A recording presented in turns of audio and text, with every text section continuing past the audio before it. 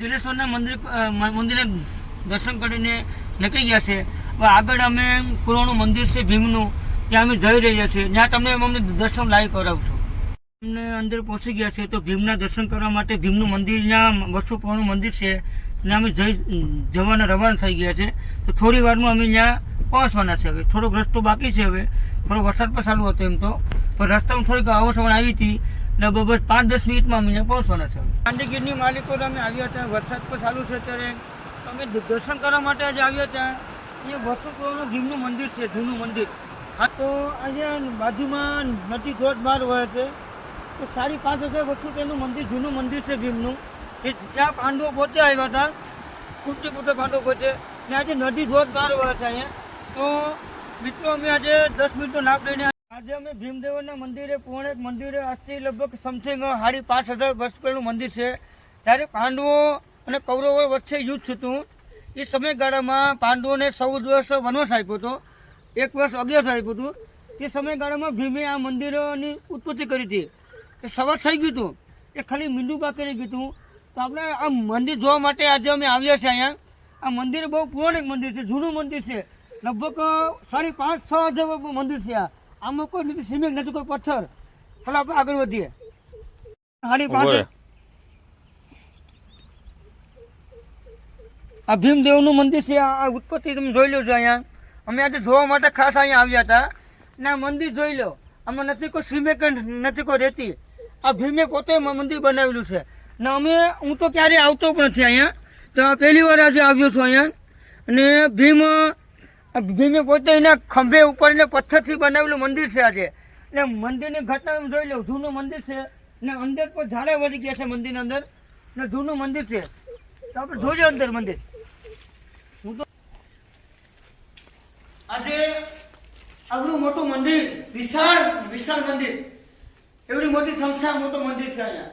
આની થાંભલીઓ મોટી થાંભલીઓ આપણા વર્ષમાં ન આવે.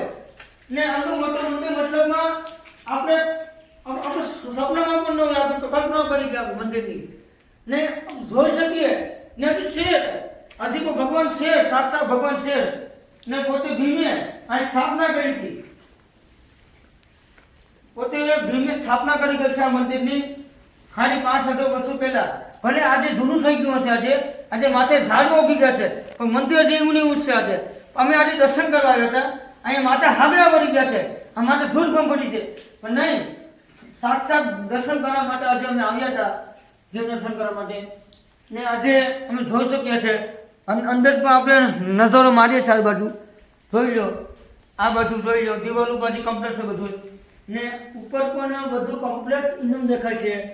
નથી કોઈ સિમેન્ટ, નથી કોઈ વાટા. એમને ખાલી ભીમે એને પોતાની આંખે ઉપાડેલું મંદિર છે. આ એને બાહુબલી મંદિર ઉપાડેલું છે. ને હજી એમને આ મંદિર પોતે એમને 5,500 વર્ષો પહેલું મંદિર, જૂનું મંદિર છે આ. ને હજી મંદિર એમને એમ છે. આનું પતા શું છે એનું કારણ સબસ્ક્રાઈબ લાઈક કરજો. જય સોમનાથ, જય ગાત્રા. તો આજે આપણે ઉપર પણ જવાનું છે, કારણ કે જૂનું મંદિર છે એટલે આપણે દર્શન કરવા માટે આવ્યા હતા અહીંયા. આજે જોઈ લઈએ આપણે કે કેવું. બધા લોકો કહે છે કે મંદિર બહુ મોટું છે, ભીમનું મંદિર મોટું છે બહુ. ને આનો પથ્થર પણ બહુ જૂનો પથ્થર છે આ. ને આ પથ્થરની અંદર કોઈ નથી, કોઈ સિમેન્ટ કે નથી વાતા કોઈ. બહુ જૂનું મંદિર છે આજે. ને જોઈ લો સાહેબ, આજે અમે આવી શક્યા છે ભીમની ગુફાની અંદર. 5,500 મોટું જૂનું મંદિર.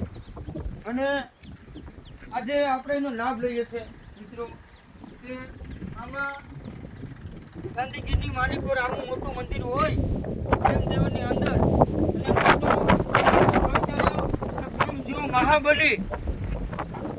મહાબલી એક ખંભે ઉપાડતો હોય એવું મંદિર આખે ઊભું કરી દીધું હોય. ખાલી એક બીજું બાકી રહી ગયું હોય ને હવાર થઈ ગયું હોય, કામ આખું જાગી ગયું હોય. બસ ભીમ બસ આવવા તો મંદિર રહેવા દો. આવી શક્યા છે અહીંયા. અંદર કોઈ જાતની અંદર કોઈ મૂર્તિ પણ નથી, કોઈની કોઈ ભગવાન પણ અંદર નથી. ખાલી મંદિર જેવું ઘાટ છે અહીંયા. ખાલી મંદિર જેવો ઘાટ છે, નથી કોઈની મૂર્તિ. આ ભીમે પોતે બનાવેલું મંદિર છે. ભીમે એકલા છે. ને એ મંદિર મને લાગે છે એવું કે કે લગભગ ગમે એવો વરસાદ હોય, ગમે એવું પૂર હોય, આમાં ક્યાંથી પાણી પર ક્યાંય પડતું નથી. કોઈ વ્યક્તિની ભ્રમ હોય કે અહીંયા પાણી પડે છે કે આ મંદિર તો પડી જાય, કારણ કે ભગવાન તાકતીને ભેગો હોય ને કોઈ ફેરફાર નથી થતા. જય ઠાકર. અમારી ચેનલ લાઈક અને ફોલો કરજો સાહેબ.